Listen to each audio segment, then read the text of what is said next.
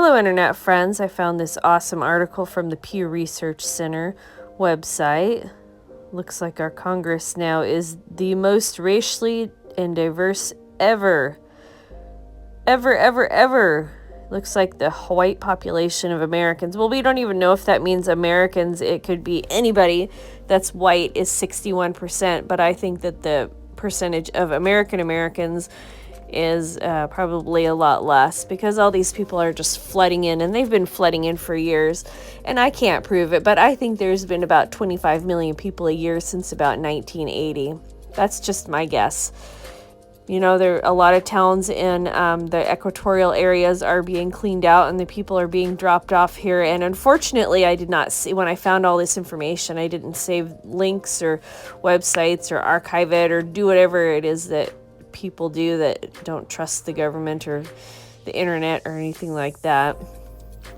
So we have this census coming up in a few weeks, or it's going to start in a few weeks, and they're going to count the illegals, and they're also going to count Middle Easterners and North Africans as being white as well. So we really just don't know how many actual Americans there are in this country, and it kind of seems like our numbers are pretty low. I'm not really sure. The census people keep telling us that our numbers are low, but it's hard to say because, you know, they're just not honest. And it also makes me think, you know, it's like, well, what statistics can we trust? What do we trust? Do we just go by what's anecdotal?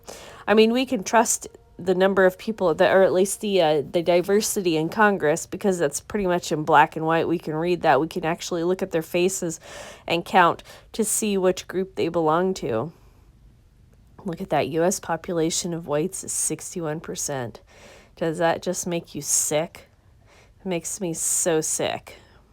Anyway, so folks, there's definitely going to be a conflict coming up, and I am looking forward to it. I'm not in shape for it, but I'm really looking forward to it. I'm not really one for fighting or whatever, but boy, if I could throw somebody a glance and make them cry, that's what I live for. All right, Internet friends, thank you so much for listening. I look forward to your comments below.